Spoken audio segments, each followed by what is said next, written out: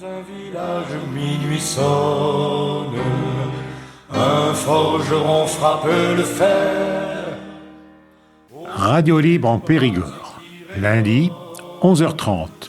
En direct, la chronique du groupe Fred Zeller, présentée par Jean-Louis. Pour la paix, dit-il que je travaille, loin des canons, je vis en liberté. Auditrices, auditeurs, amis, citoyens, camarades, bonjour. Nous sommes le lundi 7 avril 2025 et cette chronique du groupe Fred Zeller sur Radio Libre en Périgord sera rediffusée jeudi à 16h et samedi à 17h30. Pour ce lundi, c'est en direct intégral que se tient cette chronique dans laquelle je vais aborder plusieurs sujets. Les prochaines chroniques seront très largement occupées par la question de la course à la guerre qui est maintenant lancée par tous les gouvernements et contre laquelle la libre pensée a émis déjà sa position. Nous sommes inconditionnellement pour la paix, contre la marche à la guerre, et cela va nous amener à intervenir très fréquemment sur ce sujet. Aujourd'hui, j'aborderai dans une deuxième partie de l'émission cette question de la guerre à partir du numéro de l'Idée libre qui est sorti récemment, j'y reviens tout à l'heure, mais je vais commencer par deux textes que je vais vous lire. Le premier texte, c'est une lettre à Boualem Sansal, écrite par Ali Farid Belkadi. Les actualités ont fait une large place à Boualem Sansal et à faire connaître toutes les protestations qui ont été émises et exigeant sa libération, etc., avec une précipitation, une intensité dans ces démarches assez inhabituelle de la part de ces médias, par rapport à toute une autre série de personnes qui ont subi la répression.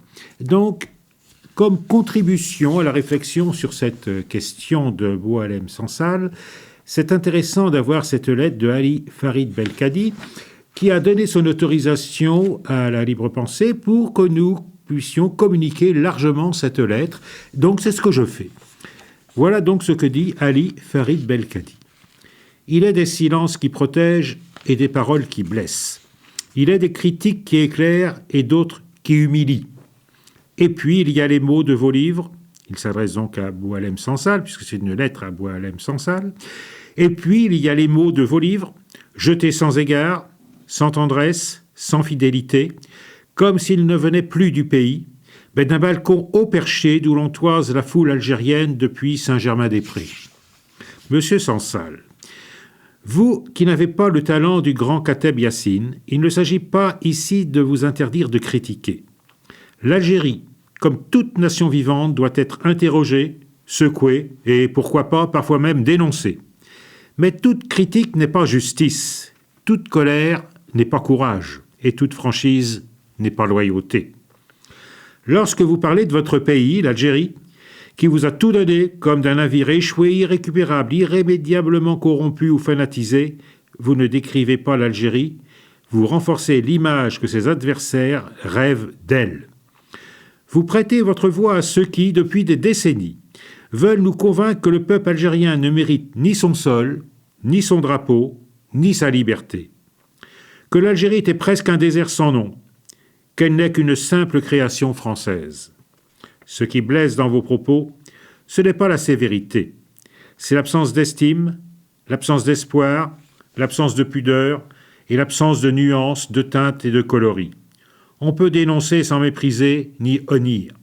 On peut accuser sans abandonner. On peut désespérer sans mépriser le peuple dont vous êtes. Vous parlez d'Algérie depuis l'extérieur, mais vos mots entrent chez nous comme des coups de vent glacés. Et pendant ce temps, ici, des femmes enseignent dans des écoles de montagne, des médecins soignent dans des dispensaires reculés, des jeunes codent, innovent, s'organisent, écrivent. Ici, des hommes et des femmes, anonymes et dignes, tiennent debout contre vents et marées. L'Algérie est loin d'être parfaite. Qui le nie? Elle est encore blessée de ses contradictions, des influences d'un cruel passé colonial, entravée par ses héritages, cisaillée par les forces contraires de l'espoir et du repli. Mais elle est vivante. Elle n'est pas finie, elle est toujours là, et elle ne mérite pas d'être enterrée par ceux-là même qui se disent ses enfants. La parole qui guérit est une parole juste, mais aussi enracinée. Elle connaît la terre, les douleurs, les luttes, les mains calleuses, les prières à voix basse. Votre parole, bien souvent, semble ne plus parler de nous, mais seulement de l'idée que vous vous faites de nous. Vous parlez à eux, entre guillemets, de nous, entre guillemets. Vous dites du mal à eux, de nous. Eux, dont vous êtes approximativement, par décret, opportunistes, habiles et malins, depuis quelques mois. Français de la dernière averse. Nous ne voulons pas d'une Algérie muselée, mais nous ne voulons pas non plus d'une Algérie méprisée, réduite à ses pires travers comme s'ils étaient sa seule vérité. Ce pays a ses ténèbres, mais il a aussi ses belles clartés. Il a ses ombres, mais il a aussi des veilleurs, des bâtisseurs, des techniciens prestigieux, des myriades d'ingénieurs, des médecins, en veux-tu en voilà, et des poètes silencieux. Alors, à ceux qui ne croient plus, à ceux qui ont quitté la barque en jurant qu'elle coulerait, nous disons ceci. Tant qu'il y aura ne serait-ce qu'un seul homme ou une seule femme pour croire, construire, transmettre, alors l'Algérie ne sera jamais vaincue. Elle sera encore et toujours là. À bas l'impérialisme et à bas les prédateurs. Que vivent nos rêves de libération de tous les peuples opprimés. Voilà.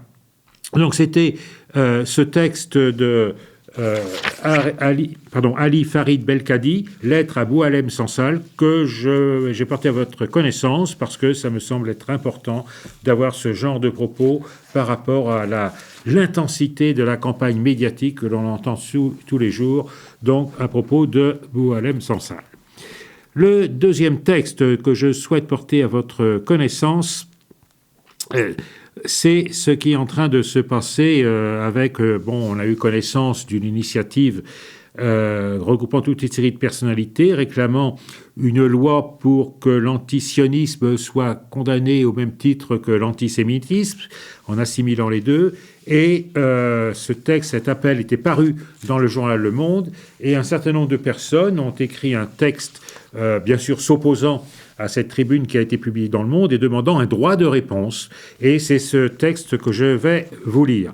Je précise auparavant que localement, ici à Périgueux, est organisé le mercredi soir à 18h devant le palais de justice de Périgueux un rassemblement, donc mercredi 9 avril 18h devant le palais de justice de Périgueux à l'initiative de Dordogne-Palestine pour protester contre les expulsions des Palestiniens et donc toute la politique, je dirais, que mène aujourd'hui le gouvernement Netanyahou, ce gouvernement qui mène une politique qui commet des crimes de guerre et qui commet un génocide. Il faut vraiment appeler les choses par leur nom. Et les derniers éléments dont nous avons eu connaissance, avec notamment l'assassinat pur et simple de médecins, de soignants, démontrent, s'il en était encore besoin, ce que fait ce gouvernement de Netanyahou. Donc le texte, le droit de réponse qui a été demandé au journal Le Monde, je vais vous lire donc ce texte. Pour que la lutte contre l'antisémitisme ne serve plus de prétexte à la répression de ceux qui dénoncent le génocide palestinien. Nous, militants de la cause palestinienne, avons été choqués par la tribune publiée par Le Monde, d'un collectif regroupant essentiellement des responsables politiques qui cherchent depuis le début à invisibiliser le génocide palestinien. Cette tribune demande la pénalisation de l'antisionisme par l'inscription de celui-ci comme délit pénal par voie législative. Ce texte est une nouvelle falsification grossière de la vérité historique que nous entendons démontrer. De quoi le sionisme est-il le nom ? On lit dans la tribune, publiée par Le Monde, donc c'était dans l'édition du Monde du 25, datée du 21 mars 2025. Le sionisme, c'est un idéal d'émancipation, un ancrage durable, un barrage à la haine, un rempart à l'extermination. Fin de citation. Après 1 an et demi de bombardements, 50 000 morts dont plus de 15 600 enfants, des milliers de blessés, d'amputés, de torturés, d'orphelins et 70% du territoire dévasté, nous estimons qu'il est logique d'en douter. Le sionisme, c'est à la fois la division territoriale de la Palestine sur des bases ethniques et l'extension sans fin de frontières jamais définies. L'entité qui porte ce projet n'est en rien représentative d'un peuple, mais au contraire reflète les intérêts économiques et militaires de pays étrangers à la région, à commencer par les États-Unis. je fais une parenthèse à ce moment-là, je rappelle la déclaration de Biden expliquant que si Israël n'existait pas, il faudrait l'inventer, que c'était la meilleure initiative qui avait été prise dans cette région du monde pour les intérêts américains. Je reprends le texte donc de cette contre-tribune. Ce droit de réponse. Nous assistons actuellement à l'aboutissement d'un projet d'expansion militaire et coloniale fondé sur la destruction de tout un peuple.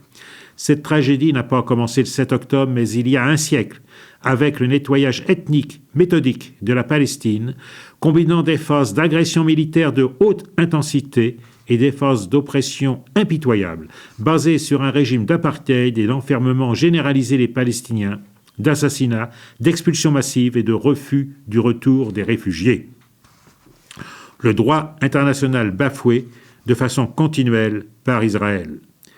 La première résolution bafouée par Israël est celle dont elle tire son existence même, la résolution 181, qui proposait un plan de partage avec un État israélien pour les Juifs et un État arabe pour les Palestiniens. Ce plan de partage n'a jamais été respecté. Selon le journal israélien Haaretz, le Conseil de sécurité de l'ONU a adopté depuis 1947 près de 1500 résolutions. Entre 1968 et 2002, Israël a violé 32 résolutions qui comportaient la condamnation ou les critiques à l'égard des politiques et des actions des gouvernements, se plaçant ainsi au premier rang des pays enfreignant les résolutions de l'ONU. Pour la seule année 2022, Israël a battu tous les records en faisant l'objet de 15 résolutions de l'ONU, pendant que la Russie faisait l'objet de 6 résolutions. 2022, c'est bien avant le 7 octobre 2023, et l'oppression, l'occupation, l'apartheid et le blocus de Gaza apparaissaient à la communauté internationale suffisamment insupportables pour interpeller 15 fois le gouvernement d'extrême droite israélien, mais sans jamais le mettre au banc des nations. Certains d'entre nous pensent que la solution réside dans l'ONU. D'autres pensent le contraire, car ces positions sont à géométrie variable. Pourquoi l'ONU n'envoie-t-elle pas des casques bleus en Palestine comme force d'interposition ?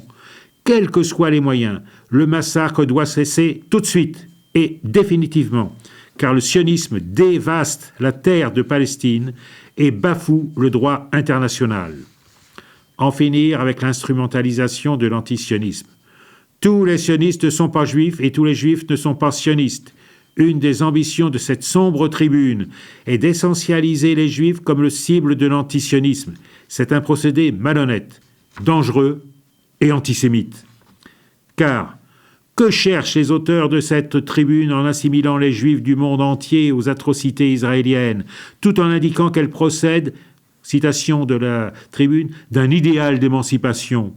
Quelle stratégie et quel cynisme animent les signataires n'ayant pour la plupart rien à voir avec le judaïsme et étant largement inspirés dans les institutions? De quel droit stigmatisent-ils les juifs français avec de tels propos? Ces sionistes, quel que soit leur parti, sont des racistes prêts à mettre une cible dans le dos de tous ceux qui s'opposent à leur projet colonial. Rien ne peut justifier l'actuel nettoyage ethnique. Les Palestiniens ne sont pour rien dans l'antisémitisme des années 30 en Allemagne, en France, en Italie. Un passage du texte pousse même le raisonnement à son absurdité totale. Citation donc de la tribune publiée dans Le Monde le 21 mars dernier. On ne reproche plus aux Juifs de vouloir contrôler le monde, mais aux sionistes de vouloir contrôler les terres. Fin de citation. Il ne faudrait donc pas critiquer le vol de terre et les dévastations des colons, car cela pourrait être comparé aux arguments ayant cours dans l'entre-deux-guerres. Mais en quoi le Palestinien d'aujourd'hui est-il responsable des élucubrations de l'extrême droite européenne des années 1930 ? En grand nombre, des Juifs du monde entier disent « pas en mon nom ». Ils rappellent qu'on avait proclamé « plus jamais ça » après le génocide perpétré par les nazis. Des millions de citoyens sont saisis d'horreur en voyant hommes, femmes et enfants massacrés par milliers en direct et sans que les dirigeants des pays européens en perdent le sourire ni l'opportunité de vendre les armes. Expliquer que l'émancipation d'un groupe ne peut passer que par un État religieux signifie donc qu'il serait impossible de combattre un État pour un État laïque, traitant les citoyens de la même manière, quelle que soit la religion. Drôle de conception. Pour nous, tous les citoyens doivent jouir des mêmes droits, indépendamment de la religion. Répéter en mensonge n'en fait pas une vérité. L'antisionisme n'est pas de l'antisémitisme et ils le savent. Notre empathie n'est pas dictée par les considérations des marchands d'armes américains. Nous sommes solidaires des Juifs antiracistes, y compris israéliens, et clamons que le droit international doit être le cadre du règlement pacifique des conflits. Nous admirons tout autant une Rima Hassan qu'un Pierre Stamboul ou un Ronnie Broman. Nous nous intéressons trop à la justesse de l'émancipation pour prendre en compte les convictions religieuses ou philosophiques. Nous en appelons à toutes celles et ceux, militants, démocrates, défenseurs des droits de l'homme, descendants de la résistance, syndicalistes, journalistes honnêtes, politiques auxquels il reste une conscience, et à tous ceux qui refusent le chantage et regardent avec lucidité l'étendue des injustices faites aux Palestiniens depuis un siècle. La critique du sionisme est une liberté qui nuit à l'extrême droite et à ses marchepieds. On ne règle pas un problème politique en interdisant la liberté d'expression, liberté qui est toujours celle de celui qui pense autrement. En aucun cas, la moindre loi ne peut venir interdire à celles et ceux qui dénoncent le génocide de donner leurs arguments, y compris dans leur combat contre le sionisme. Et donc, il y a des milliers de signatures et des associations, organisations qui ont également signé cet appel. Et le droit de réponse demandé au Monde, devinez ce qui est arrivé. Le Monde a refusé de publier ce droit de réponse au motif qu'il n'avait pas la place pour le faire. Donc, les auteurs de ce demande de droit de réponse ont répondu au Monde en fournissant un texte qui, de par sa longueur, etc., avait été recalculé pour reprendre exactement la même place que l'appel initial. Et le Monde a dû faire un forward du premier mail envoyé, puisque c'est exactement les mêmes propos qui ont été tenus avec l'argument du manque de place. Donc, ça ne manquait pas de place pour l'appel de ceux qui en appellent à la répression contre ceux qui luttent contre le sionisme. Et là, par contre, pour dénoncer l'amalgame qui est fait, il n'y a plus la place dans le monde. Les origines du monde remontent à la surface, c'est très très clair. Donc voilà pour cette première partie de l'émission. Et puis je vous propose d'écouter dès maintenant le choix musical que j'ai fait pour cette chronique. C'est pas un choix musical en fait. J'indiquais tout à l'heure que la question de la course à la guerre allait revenir très fréquemment dans nos propos, donc j'y reviendrai après ce choix musical. Et ce choix musical introduit cette question de la guerre. C'est dans le dernier numéro des livres dont je parlais tout à l'heure qu'il y a toute une série d'articles sur cette question de la guerre, et notre ami Alain Vauchel a commis un article « Cinéma et pacifisme » en reprenant dans les différents films toute une série de commentaires donc montrant la place qu'ont pu jouer différents films. Et il dit à un moment donné dans son article « Reste le film le plus tranchant à mon sens dans la dénonciation Les hommes contre » de Francesco Rosi, 1970, à sa sortie en Italie, objet d'un procès pour dénigrement de l'armée. 1916 en Vénétie, dans la guerre contre l'Autriche-Hongrie, allié de l'Allemagne, le général Léon décide qu'il faut reprendre coûte que coûte un sommet stratégique. Des milliers de morts supplémentaires vont venir, joncher les pentes de cette éminence dans ce qui aura été une boucherie inutile et un désastre militaire, scandé par des épisodes qui vont du grotesque au monstrueux, comme au final le pilonnage des troupes italiennes par leur propre artillerie mal réglée. Des bataillons se soulèvent, brûlent leurs armes, envois punitifs en première ligne, exécutions sommaires, fusillades pour l'exemple. L'Italie en détient le sordide record. Se succèdent pour réprimer mutineries, désertions ou blessures volontaires. Voilà une œuvre qui, comme chez Brecht, utilise l'émotion et le spectaculaire pour ouvrir à la réflexion et l'engagement. Un film à découvrir pour ceux qui ne le connaissent pas et à le regarder une nouvelle fois pour ceux qui l'avaient vu à l'époque. Et donc c'est la scène finale ou la bande-son de la scène finale que je vous propose d'écouter et qui nous ramène à ce combat que mène la libre pensée, à savoir la réhabilitation des fusillés pour l'exemple. Aimez-vous la guerre? Je trouvais juste de la faire quand j'étais à l'université. Je faisais partie du groupe d'étudiants interventionnistes.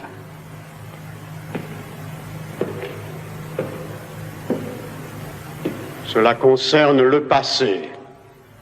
Je vous parle d'aujourd'hui. Je fais mon devoir avec conscience. Je ne vous ai pas demandé si vous faisiez ou ne faisiez pas votre devoir. À la guerre, tout le monde fait son devoir, sinon on risque d'être fusillé. Je vous ai demandé si vous aimiez ou n'aimiez pas la guerre. Lorsqu'on a vu la guerre en face, on n'a aucune envie d'en parler.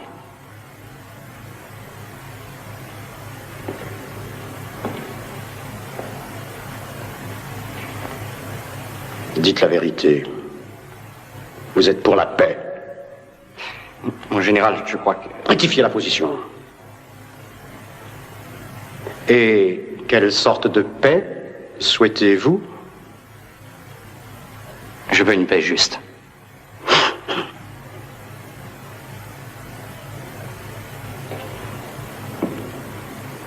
Malheureusement, lieutenant, tout ceci ne fait que confirmer l'opinion que j'avais de vous. On ne peut aimer la paix et bien faire la guerre. Par votre comportement, vous avez causé la mort du commandant Malchiodi. C'est à vous que ces hommes ont refusé d'obéir. Je le reconnais. Et savez-vous pourquoi? Parce que les soldats connaissant vos idées subversives ont eu une conduite subversive. Un cas pareil ne saurait rester impuni. Ils ont été décimés au cours de la dernière attaque. J'en réponds au nom de ces hommes. Vous savez ce qui vous attend? Oui, mon général.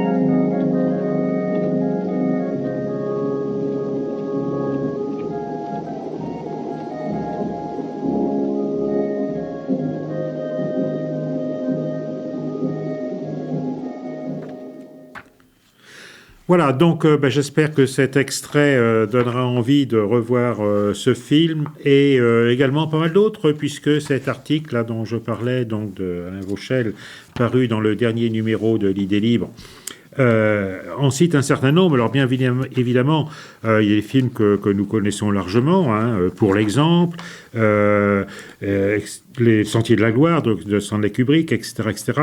Mais d'autres films qu'on a peut-être parfois complètement oubliés. Il y a l'extraordinaire film d'Abel Gance, J'accuse, avec une scène là, on voit les morts qui se lèvent pour exiger la paix universelle.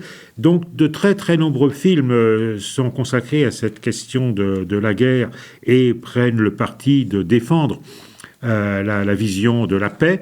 Et c'est tout à fait important. Donc je pense que cet article aborde cette question de la guerre sous un angle particulier. Je vais vous en lire le début pour ces dernières minutes de notre chronique.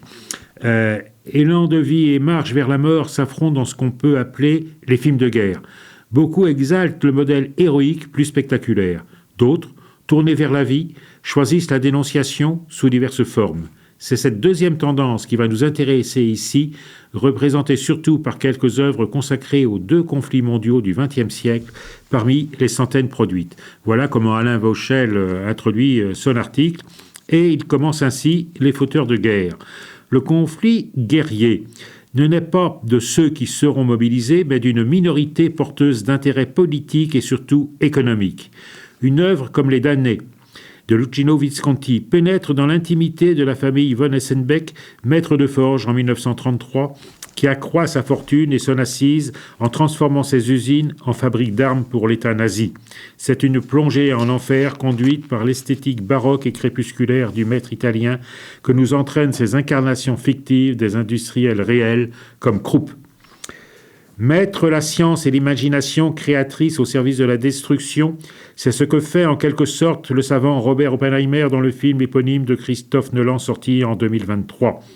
Le réalisateur virtuose centre sa narration complexe, puisque mêlant le présent du procès intenté aux savants au passé de son itinéraire, sur Oppenheimer, mais surtout sur l'hubris qui l'habite, comme elle habite les responsables politiques et militaires du projet Manhattan. Psychologie et politique se rejoignent. C'est le dernier en date des films sur le péril atomique. Auparavant, le docteur Folamour de Stanley Kubrick en 1963 peint la caricature du nazi devenu sommité scientifique américaine, confère von Braun, dans une fable délirante servie par la triple interprétation du grand Peter Sellers, dont l'efficacité politique et idéologique est proportionnelle aux rires engendrés. C'est le meilleur manifeste antinucléaire que je connaisse, dit donc Alain Vauchel. Des œuvres comme Le Dernier Rivage de Stanley Kramer en 1959 ou Pluie Noire Imamura 1989 se situaient, eux, après la catastrophe. Si, jusqu'à présent, depuis Hiroshima et Nagasaki, l'humanité a échappé au désastre atomique, il n'y a pourtant pas un jour où les humains ne sont pas victimes de guerre. C'est ce qu'a bien compris Yuri Orlov, le protagoniste de Lord of War, donc en 2005, trafiquant d'armes américain sans scrupules. Sa carrière atteint son sommet quand, profitant de l'effondrement de l'URSS, il vend des stocks d'armes russes à un dictateur africain psychopathe. Lors d'un dernier trafic, son frère et assistant est tué et il est arrêté. Mais l'intervention du gouvernement lui rend la liberté et lui permet de reprendre ses affaires. Assez inégal dans sa réalisation et la peinture des personnages, le film a le mérite de dénoncer la collusion systémique entre pouvoir politique et gangstérisme dans la lucrative vente d'armes. Les armes, de la plus banale à la plus terrible, sont donc à disposition. Encore faut-il des hommes pour les servir, des hommes qui obéissent sans discuter. Full Metal Jacket, Stanley Kubrick 1987, montre dans sa première partie un camp d'instruction de marine où règne un conditionnement abrutissant assuré par un sergent aboyeur et sadique qu'un soldat martyrisé exécutera. Voilà, je reste là pour les premiers paragraphes de cet article donc d'Alain Vauchel dans le dernier numéro de l'Idée libre. Donc, l'humanité n'a qu'un chemin, la paix. Nous reviendrons plusieurs fois sur ce numéro que je trouve tout à fait passionnant et entre autres sur cet article d'Alain Vauchel donc sur le cinéma et la guerre avec l'angle d'attaque qu'il a indiqué donc que j'ai cité en tout début. Voilà, je vous propose maintenant de vous donner rendez-vous la semaine prochaine sans oublier mercredi le rendez-vous devant le palais de justice de Périgueux à 18h pour un rassemblement pour dénoncer donc ce qui se passe aujourd'hui auprès donc à Gaza et dans les territoires occupés et avec cette politique criminelle du gouvernement de Netanyahou. À la semaine prochaine. En forgeant un soc de charrue. C'était la chronique du groupe Fred Zeller de la Libre Pensée de Dordogne. Vous pourrez réécouter cette chronique en rediffusion jeudi de 16h à 16h30 ou samedi de 17h30 à 18h. Vous pouvez également écouter cette chronique en podcast sur le site de Radio Libre en Périgord et vous pouvez également retrouver sur le site du groupe Fred Zeller, lpdordogne.fr, toutes les chroniques du groupe Fred Zeller sur Radio Libre en Périgord. Nous vous donnons rendez-vous pour une prochaine chronique, la semaine prochaine, dès lundi, 11h30. Elle tient ton glaive